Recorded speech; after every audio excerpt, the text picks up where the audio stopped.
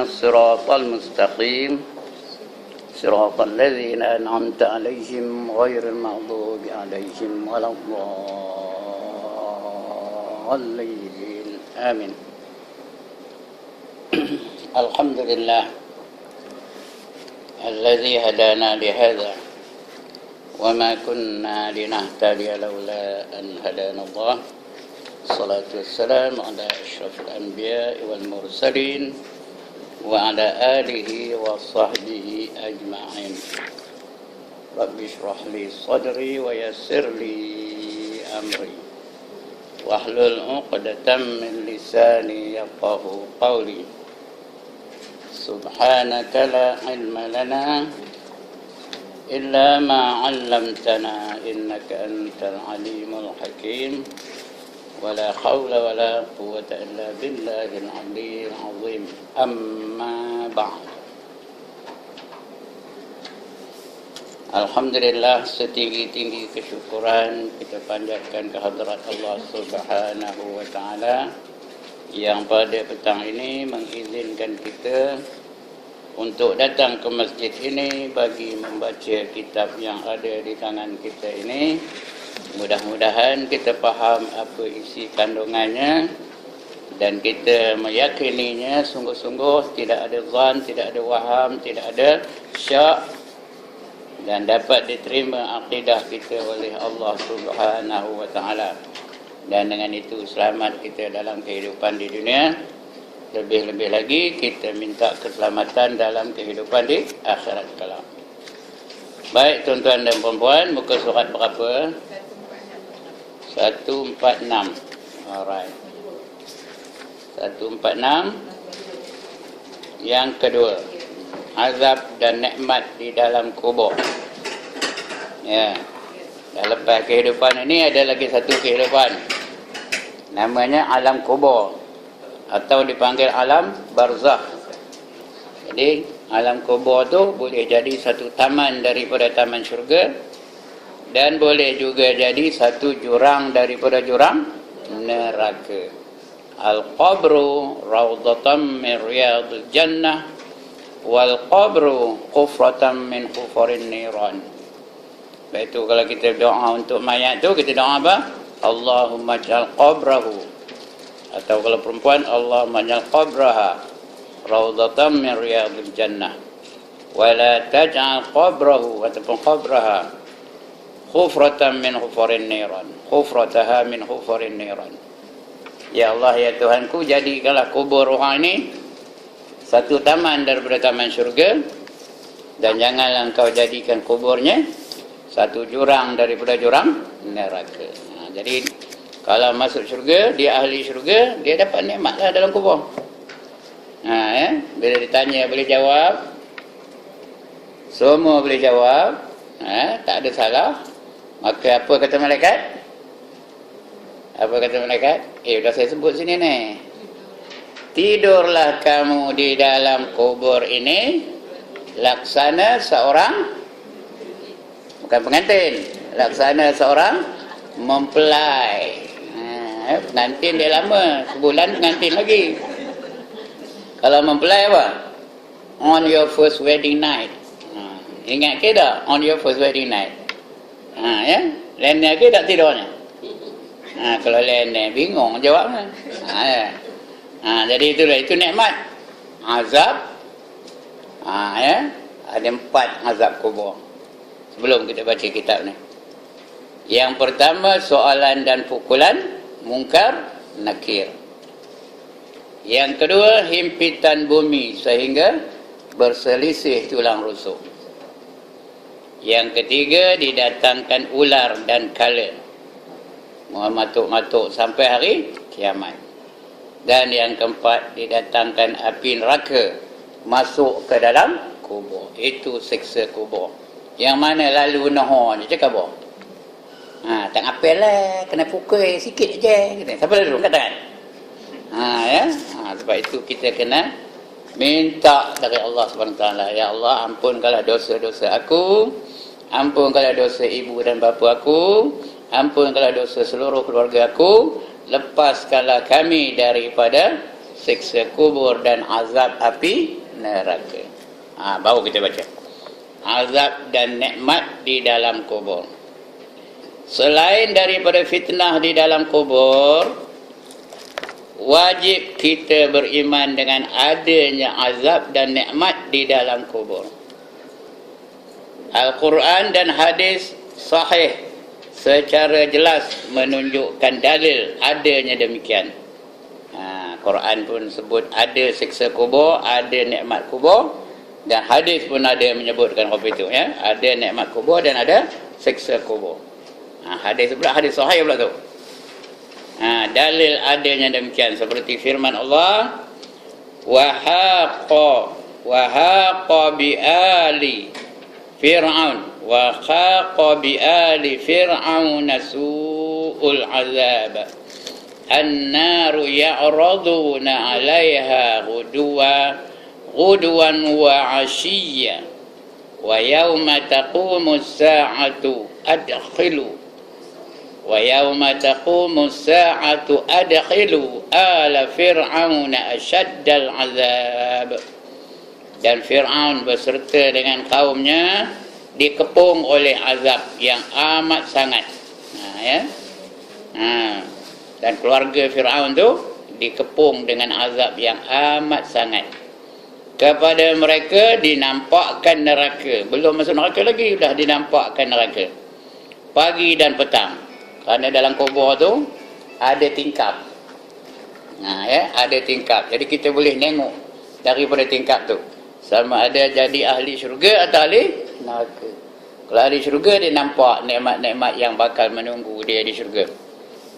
Nampak bidadari yang melambai-lambai, nampak mahligai yang tinggi-tinggi, nampak pakaian-pakaian yang indah-indah, nampak makanan yang sedap-sedap, nampak apa lagi? Kenderaan yang canggih-canggih, semua dia nampak.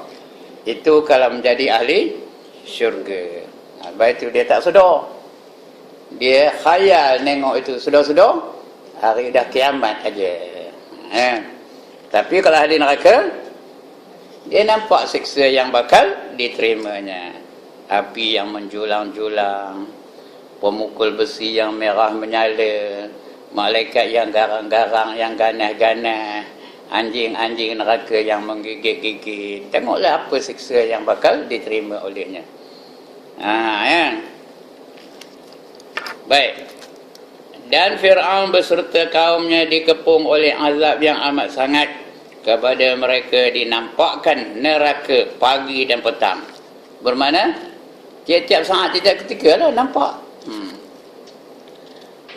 Dan pada hari terjadi kiamat, dikatakan kepada malaikat, masukkanlah Fir'aun dan kaumnya ke dalam azab yang sangat keras. Maksud kaumnya apa? Kaum Fir'aun ni, orang yang sependapat dengan Fir'aun lah, yang tak percayakan Tuhan, atau mengaku dirinya Tuhan, tak mau menyembah Tuhan, tak mau tunduk dan patuh kepada Allah, mencipta hukum-hukum sendiri, mengikut hukum-hukum yang dicipta oleh manusia. Itulah kumpulan-kumpulan itu. Itu maksudnya kaum Fir'aun, ya. Dalam azab yang sangat keras, sangat pedih. Dalam ayat ini Allah menjanjikan Fir'aun dan kaumnya dengan dua jenis azab. Ada dua azab untuk Fir'aun dan orang-orang yang seumpama dengannya. Azab yang diisyaratkan dalam ayat, an-naru yu'raduna 'alaiha ghuduwan wa 'ashiyya. Maksudnya kepada mereka dinampakkan neraka pagi dan petang. Setiap saat dia nampak neraka tu. Itulah apa yang bakal ditemuinya. Ini siksa kubur ni, bukan siksa neraka tau. Siksa kubur dah nampak siksa dalam nerakanya. Kemudian azab yang diisyaratkan dalam ayat lain pula, wa yauma taqumus sa'atu adkhilu ali fir'aun asyaddul azab. Maksudnya, dan pada hari terjadi kiamat, dikatakan kepada malaikat, masukkanlah Fir'aun dan kaumnya ke dalam azab yang sangat keras. Apa jenis azabnya tak ada khabar di sini, tapi azab tu sangat keras. Bukan macam azab dunia ni. Dunia ni apa azabnya?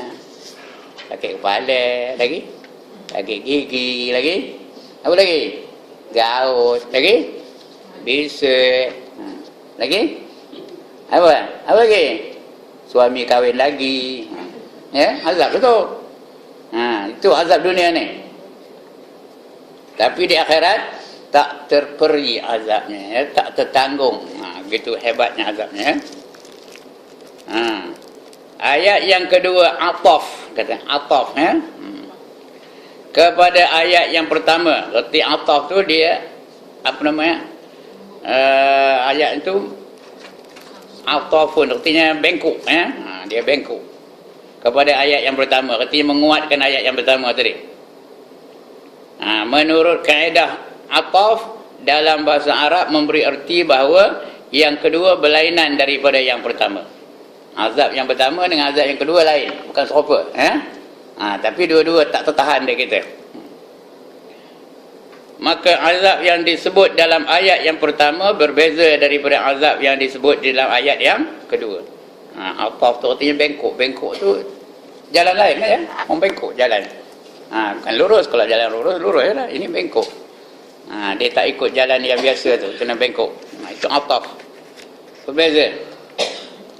Apabila azab yang kedua menimpa selepas berlakunya kiamat, maka azab yang pertama sudah tentu berlaku dalam masa berada di dalam kubur. Ya, azab yang kedua berlaku pada hari kiamat. Jadi kalau azab yang kedua berlaku pada hari kiamat, azab yang pertama berlaku di mana? Di dalam kubur, ya. Di dalam kubur. Iaitu selepas mati. Lepas matilah dalam kubur tu. Siapa nak tahu, mati dulu baru tahu. Ya, tidaknya. Hingga berlakunya kiamat. Seksa kubur tu dentum sampailah hari kiamat. Hari kiamat bukan berakhirnya seksa tu dah. Ya, dia menunggunya seksa lain, iaitu seksa dalam neraka. Itu bagi orang yang derhaka kepada Allah Ta'ala. Dalam ayat yang lain Allah isyaratkan kepada azab kubur, iaitu pertama, ya, pertama apa?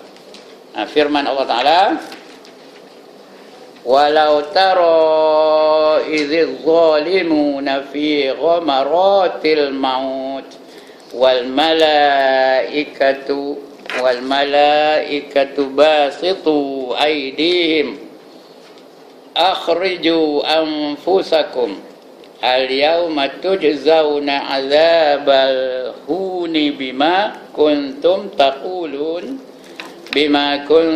taquluna 'ala Allahi ghairal haqqi wa kuntum an ayatihi tastakbirun. Dan sungguh ngeri. Sungguh ngeri itu sungguh menakutkan. Ngeri benar, ya. Sekiranya engkau melihat ketika orang-orang yang zalim itu di dalam penderitaan sakaratul maut. Belum mati lagi, dalam sakaratul maut sudah menderita kerana kezaliman mereka. Diberitakan ada orang-orang yang waktu itu. Di antara yang menderita sebelum mati ialah seorang yang bernama Mustafa Kamal Ataturk. Kenal ke? Siapa orangnya? Tak kenal?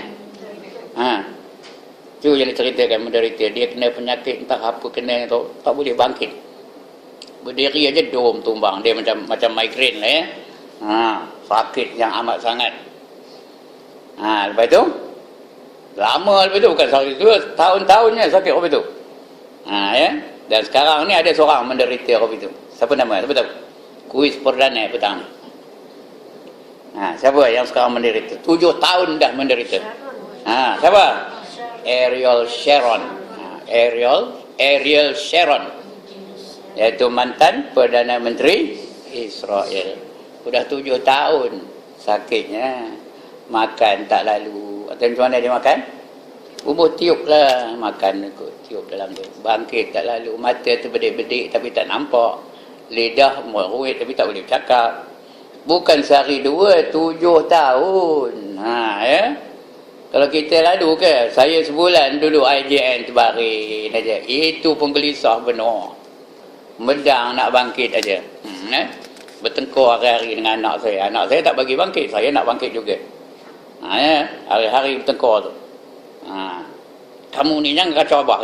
Tak boleh kata anak dia. Dia kuat, awak bukan kuat. Dia tahan badan tak boleh bangkit. Ini 7 tahun, cubalah fikir.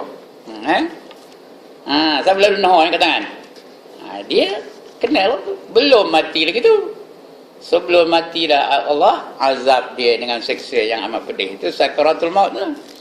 Ada orang sakaratul mautnya sekejap aja, ada orang lama benar. Ya. Mudah-mudahan kita janganlah lama benar sakaratul mautnya. Merasa semua orang merasa. Itu yang kita doa, Allahumma hawin alayya fi sakaratil maut. Ya Allah, permudahkan aku ketika menghadapi sakaratul maut.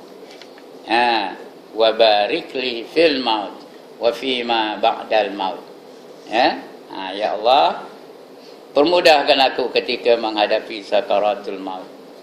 Dan juga ketika wa fi ma ba'dal maut, dan selepas mati itu. Berkatkan aku selepas mati itu.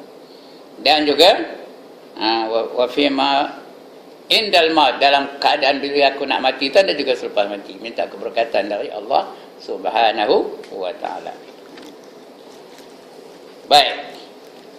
Ketika hendak putus nyawa, sedangkan malaikat-malaikat pula menghulurkan tangan mereka, memukul dan menyiksa orang-orang itu, sambil berkata dengan menengking dan mengejek, keluarkanlah nyawa kamu dari tubuh.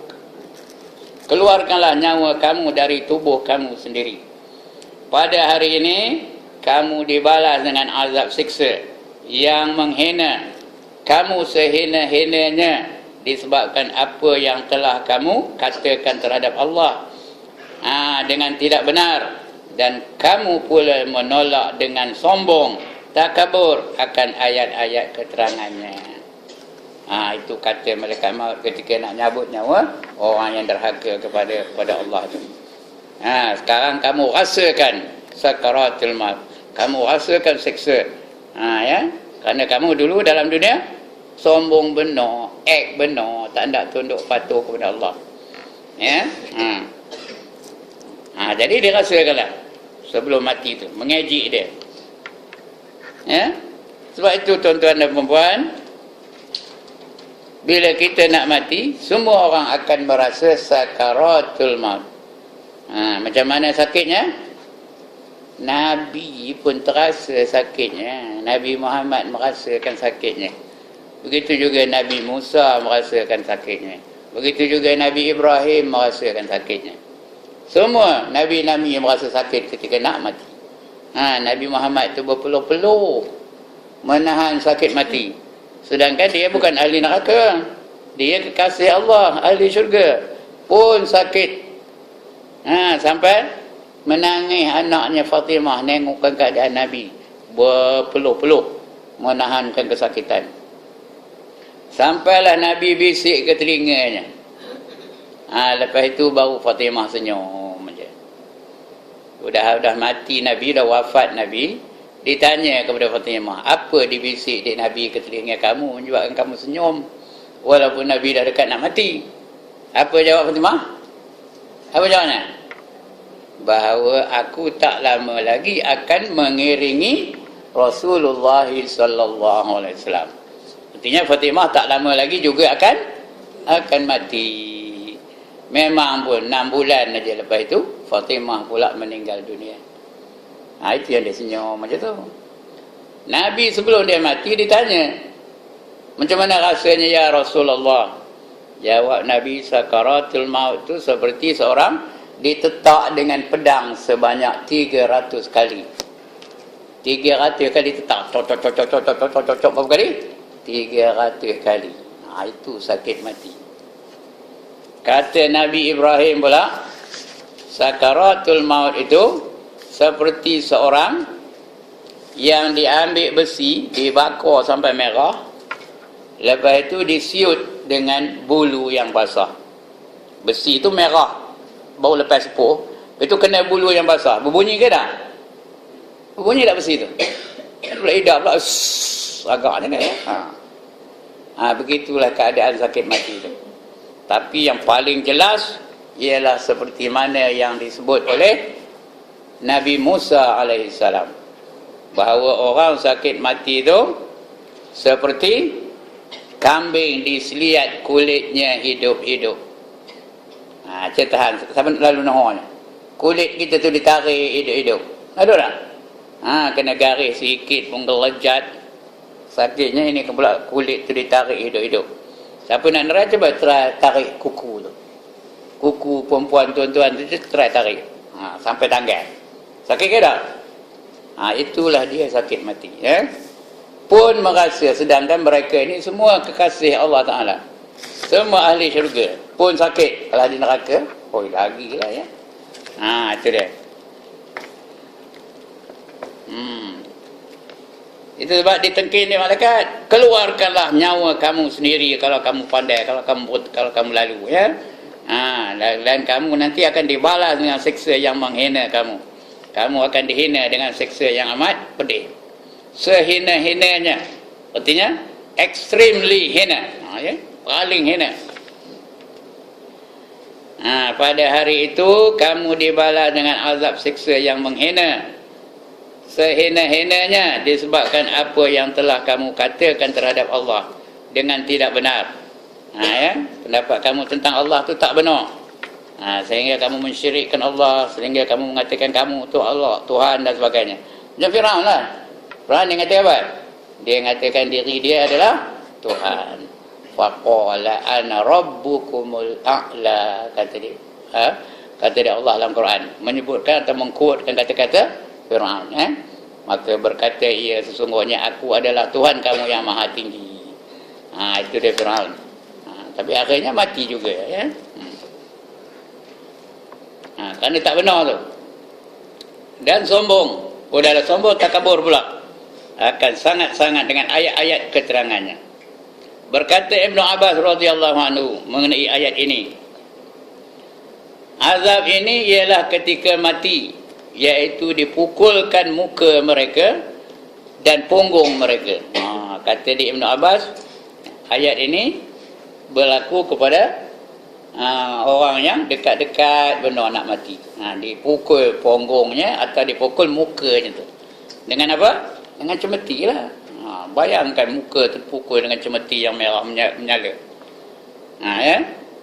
Berkata Ibn Hajar pula, ayat ini disokong oleh pengertian ayat dalam surah Al-Qital. Surah Al-Qital, iaitu firman Allah Ta'ala, fakaifa idza tawaffathum idza tawaffathumul malaika yaqribuna wujuhahum wa adbarahum. Artinya, maka bagaimanakah keadaan mereka apabila malaikat maut mencabut nyawa mereka secara memukul muka mereka dan punggung mereka. Ya. Yaqribuna wujuhahum. Malaikat tu pukul wajah mereka. Wajah tu apa? Muka lah. Besi tu kena hidung, kena gigi, kena mata. Bayangkan sakitnya ya. Wa adbarahum, dan juga punggung-punggung mereka. Ya. Itu kata Ibn Hajar, dia mentafsirkan ayat ini. Ya. Ayat ini surah apa? Surah Muhammad ayat 27. Maka bagaimana keadaan mereka apabila malaikatul maut mencabut nyawa mereka secara memukul muka mereka dan punggung mereka. Itu dia kesakitan sakaratul maut. Sebab itu tuan-tuan dan puan-puan, nak menghilangkan sakaratul maut, sakit mati itu, baca doa ini. Allahumma hawwin alayya fi sakaratil maut wa barik li fil maut wa fi ma ba'dal maut. 25 kali sehari. Allahumma hawwin alayya kalau seorang. Kalau dia jadi tu imam, Allahumma hawwin alayna fi sakaratil maut wa barik li fil maut. Bukan wa barik li fi ma razaqtani, bukan ya. Wa barik li fil maut wa fi ma ba'dal maut. Siapa ada kitab rukun di rumah, sama ada dalam itu. Dalam kitab rukunan, muka surat 31 ke 51 ke tak ingat saya. Ya, ada doa tu. Baca 25 kali sehari semalam. Bukan berterusan, tak kira lah. Uncit-uncit pun boleh. Asalkan ada 25 kali. Allahumma hawin alayya fi sakaratil maut wa barik li fil maut wa fima ba'dal maut. Mudah-mudahan kita matinya senang aja, tak ada susah. Sebab ada orang matinya senang aja. Ada seorang tuan guru 23 tu balik aja dari ngajar, pening, jatuh dah mati. Tak ada susah. Mudah aja. Ya, orang lain tahulah. Ustaz Ibrahim tak tahulah, mana tahu kan. Belum lagi nak mati. Bukan tak nak mati, belum lagi mati. Kalau dah mati baru tahu susah senang. Ya. Lebih teruk lagi dia jadi tuan guru, dia bercakap tapi tak buat. Lagi Tuhan marah. Lima taquluna ma la taf'alun. Ngapa kamu pandai bercakap tapi kamu tak pandai berbuat apa yang kamu cakap. Baik.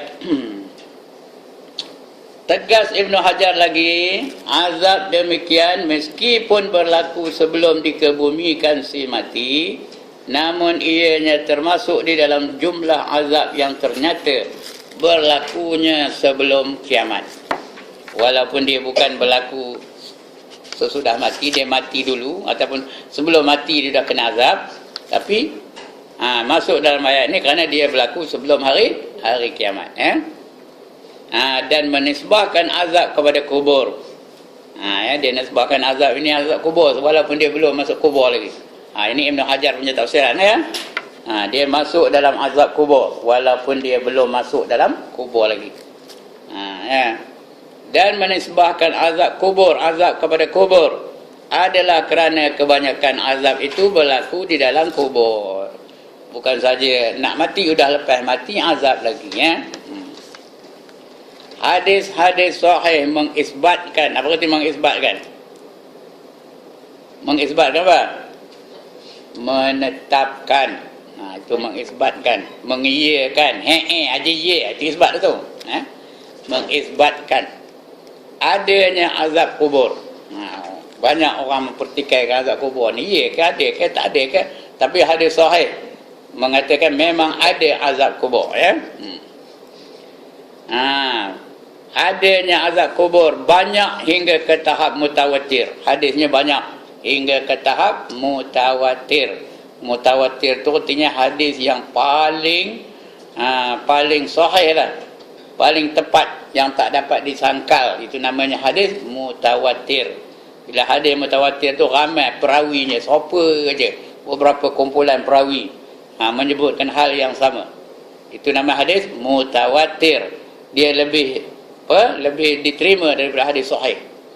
Hadis sahih diterima juga, tapi hadis mutawatir lagi diterima. Hingga ke tahap mutawatir.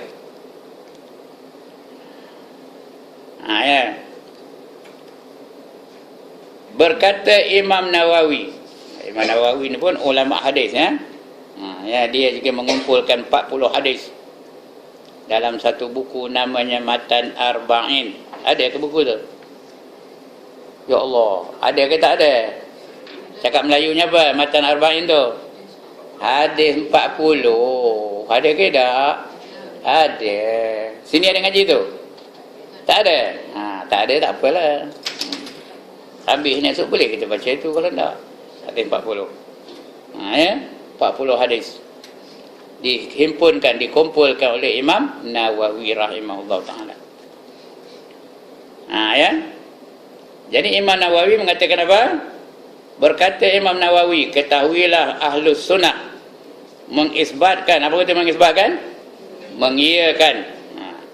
Atau mengatakan benar ada azab kubur dan dalilnya daripada Al-Quran dan As-Sunnah. Memang banyak di antaranya firman Allah, an-naru yu'raduna 'alaiha ghuduwan wa 'ashiyya. Maksudnya kepada mereka iaitu Fir'aun serta kaumnya dinampakkan neraka pagi dan petang. Pagi-pagi nampak neraka, petang nampak neraka. Tengah hari nampak neraka juga ya. Pagi dan petang itu termasuk tengah hari lah. Neraka je pandangannya. Dan banyak lagi hadis-hadis sahih daripada Nabi sallallahu alaihi wasallam yang meriwayat oleh para sahabat di dalam banyak tempat. Dan tidak mustahil pada akal bahawa Allah menghidupkan satu juzuk anggota daripada tubuh badan manusia yang telah mati dan Allah menyeksakannya. Manakala hal ini tidak mustahil pada akal. Dan ada pula dalil-dalil syarak yang wajib kita percayai dan beriman padanya. Mungkinlah kemungkinan, dan dia boleh diterima di otak. Seorang yang mati, bahagian-bahagian anggotanya tu menerima azab. Dihidupkan balik, dimasukkan nyawa balik ke dalam badan dia. Kemudian ditanya oleh malaikat, "Man rabbuka?" Entah, tidak pula aku tahu, kata dom bagi dia malaikat tu. 70 hasta terbenam ke bumi tau. Tanya lagi, "Wa man nabiyuka?" Katanya. Apa jawabnya? Nyong orang ngerti, katanya. Dom bagi lagi. Lepas tu tanya lagi, "Wa ma imamuka?" Itu apa jawabnya? "I'm sorry, I do not know the answer." Katanya. Dom bagi. Itu baru satu tu ya. Akal boleh terima tak? Apalah tak terimanya, terima di akal dah ya. Bukan benda mustahil. Perkara ini memang diterima oleh akal, logiknya begitu. Ya. Dan banyak lagi hadis-hadis sahih daripada Nabi sallallahu alaihi wasallam yang diriwayatkan oleh para sahabat dalam banyak tempat lain ya. Dan tidak mustahil pada akal bahawa Allah menghidupkan satu juzuk anggota daripada tubuh badan manusia yang telah mati dan Allah menyeksakannya. Bukan Allah melumpuhnya, yang melumpuhnya malaikat lah, tapi dengan perintah Allah ya.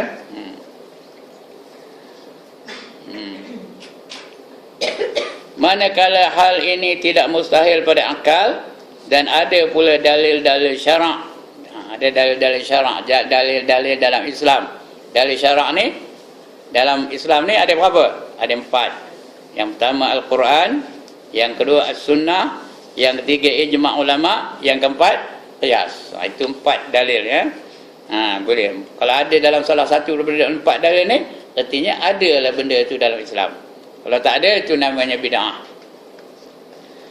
Ya, dalil-dalil syarak yang wajib kita mempercayai dan beriman kepadanya. Imam Muslim pula dalam kitab sahihnya, Sahih Muslim nama kitabnya, Sahih Muslim. Ada ke kitab tu? Ada. Alhamdulillah. Kalau tak ada, belilah. Mana dapat? Mana dapat? Kampung. Ya. Dalam kitab sahihnya membawa beberapa hadis yang mengisbatkan. Yang pertama, adanya azab di dalam kubur. Itu hadisnya. Rasulullah pernah lalu pada kubur nak ngabur pada sahabat. Orang kubur ini sedang diazab tu katanya. Ada lagi satu hadis yang apabila berjalan orang hantar mayat tu 3 tapak je menuju ke rumahnya, dah datang malaikat nanyanya ya. Apa tanya dia? Man rabbuka? Wa man nabiyuka? Lagi? Wa ma imamuka? Lagi? Wa ma qiblatuka? Lagi? Wa ma dinuka? Lagi? Wa man ikhwanuka? Bukan banyak soalannya, 6 aja.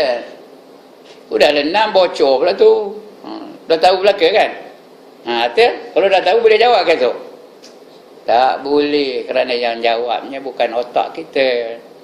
Yang nak jawabnya bukan hasil daripada ilmu pengetahuan kita. Yang nak menjawabnya hasil daripada kepercayaan kita, akidah kita ya. Kalau tak boleh nak jawab. Baik, itu pertama, adanya azab dalam kubur. Nabi Muhammad sallallahu alaihi wasallam mendengar suara orang yang azab di dalam kubur. Dia dengan sahabat tu, kata seorang tu, dia dengar. Kau mau dengar ke apa tu? Allah dan Rasul aja tahu, kata dia sahabat. Itulah dia orang dalam kubur tu kena azab. Tapi ke dia je lah, masa itu je lah. Sekarang ni tak dengar. Kalau kita lalu dekat kubur orang kafir tu, ada kan dengar suara? Kalau dengar ya, penuh dewan ni ya. Ini pasal tak dengar tu lantak lah nak apa lah. Nabi Muhammad dengar jerit pekik je. Orang yang mati mendengar derapan selipar orang yang mengkebumikannya. Itu dengar. Orang yang dah mati tu, betul orang tu balik. Bunyi selipar dia prok dengar orang yang dah mati tu. Ketika itulah baru datang Munkar dan Nakir. Ya, dah 3 tapak orang tu balik, datang Munkar dan Nakir menanya orang yang mati tu. Ya. Pertanyaan Nabi Muhammad sallallahu alaihi wasallam kepada ahlul qalib. Ahlul qalib iaitu orang yang musyrikin Mekah yang dibunuh di dalam peperangan Badar. Itu namanya ahlul qalib. Kemudian dicampak ke dalam telaga buruk. Mundi kapio. Mati campak aja dalam telaga buruk, bukannya dia ke bumi macam orang Islam dah. Dia kapio. Apakah kamu mendapati benar janji Tuhan kepada kamu? Tanya Nabi. Apa rasanya komen? Betul tak cakap itu, cakap aku itu. Komen tak nak ikut cakap aku. Ada tak siksa kubur? Komen dalam kubur tu senang ke susah? Nabi tanya, padahal orang tu dah mati. Ya? Apa rasanya wahai Abu Lahab, Abu Jahal yang mati dalam apa tu ya? Apa rasanya? Betul tak cakap aku itu? Kata Nabi tanya orang dalam kubur tu. Perihal Nabi sallallahu alaihi wasallam. Kan? Pertanyaan Nabi Muhammad kepada Ahlul Qalib, orang musyrikin Mekah yang dibunuh dalam peperangan Badar, kemudian dicampak ke dalam telaga buruk. Apakah kamu mendapati benar janji Tuhan kepada kamu? Benar ke tak janji Tuhan? Bahawa kamu akan disiksa, bahawa kamu akan diazab dalam kubur. Betul ke tak betul? Tak ada jawab pun, tapi tanya juga. Bukan ada menjawab pun tak, tapi ditanya juga ya. Perihal Nabi Muhammad sallallahu alaihi wasallam bahawa orang yang hidup tidak sedengar orang yang mati. Orang yang hidup dia tak dengar. Kita ni kalau dengar, entahlah ya. Pasal tak dengar, orang mati tu dia dengar. Sebab itu boleh tak kita bercakap dengan orang mati? Boleh tak? Boleh ke tak boleh? Boleh. Kita lalu ikut kubur apa buat? Bagi salam. Dia dengar ke tak? Macam mana bagi salam? Assalamualaikum, gitu ya? Macam mana bagi salam? Assalamualaikum ya ahlad diyar. Inni insya'allahu bikum. Ya, salam sejahtera wahai ahli ad-diyar. Diyar ni apa? Ahli kampung ini. InsyaAllah aku akan bersama dengan kamu. Ya. Bagi salam. Dia memang dengar tu. Cuma dia jawab, kita tak dengar lah. Kalau dengar, lintang bukang lari je pun. Ya. Kita tahu orang tu mati, kita pergi Assalamualaikum ya ahli diyar. Dia pun Waalaikumsalam. Macam-macam. Lintang bukang dia larinya. Ya. Jadi dia dengar, dia jawab salam kita, dapat pahala pula tu. Kemudian kubur menjadi luas bagi si mati yang tergolong di kalangan orang-orang yang beruntung. Siapa yang beruntung, kubur dia jadi luas. Ya, biasanya kubur tu berapa panjang, berapa lebar? Kubur tu panjangnya berapa? 7 kaki. Lebarnya 3 kaki. Tapi kalau orang yang beruntung tu jadi luas sehingga 70 hasta luasnya. Itu ayat tu. Ya? Ayat tu. Alhamdulillah, mudah-mudahan itu ya. Itu doa tu saya. Berdoa itu insya-Allah. Kita mesti think positive. Tahu think positive. Kita berharapan, ya. Yang kata aku kalau begitu aku lah tu yang kena seksa tu. So benar tu. Jadi kita apa yang kita zankan itulah yang berlaku pada diri kita. Jadi sampai 70 hasta tu. Untuk orang yang beruntung. Nak akan beruntung ada 2 syaratnya apa? Pertama beriman, kedua beramal soleh. Itulah syaratnya 2 aja. Bukan banyak benar. Beriman dan beramal soleh. Senang ke susah? Senang ke susah? Senang. Apa yang senang? Nyebutnya. Beriman dan beramal soleh. Ya. Kemudian dinampakkan kepada si mati tempat kediamannya di dalam syurga atau di dalam neraka. Dan lain-lain lagi. Itu saya kata tadi, dalam kubur tu ada tingkap. Bukan tingkap kita buat, memang dah ada tingkap. Ya. Bila masuk je mayat dalam kubur, kita pun dah balik dan kambul kubur tu, tingkap tu pun terbuka lah. Kalau dia ahli syurga, nampak dia nikmat-nikmat syurga yang bakal dinikmatinya. Kalau dia ahli neraka, nampak dia seksa-seksa neraka itu. Ya? Pemukul besi yang merah menyala, malaikat-malaikat yang garang-garang, yang ganas-ganas, yang kasar-kasar, api yang menjulang-julang, pisau yang tajam-tajam, anjing-anjing yang menyala-nyala, ular yang mematuk-matuk, nampak belaka. Ya? Kalau ahli syurga, nampaklah dia nikmat yang bakal dirasainya. Tengok tu, bidadari jadi ingat tu. Ya, bidadari. Betul tu, dia nampak bidadarinya. Rasa nak lambat rasanya. Ya? Dari dia asyik tengok tu. Asyik aja tengok nikmat itu sampai tak sedar. Rupanya hari dah kiamat. Ya? Itu yang kata malaikat tu, tidurlah kamu di dalam kubur laksana seorang mempelai. Macam mempelai on your first wedding night. Sudah-sudah apa? Sudah-sudah? Udah pagi aja. Ya, tak apa-apa cerita. Jangan. Kalau subuh lebur tak merasa lah.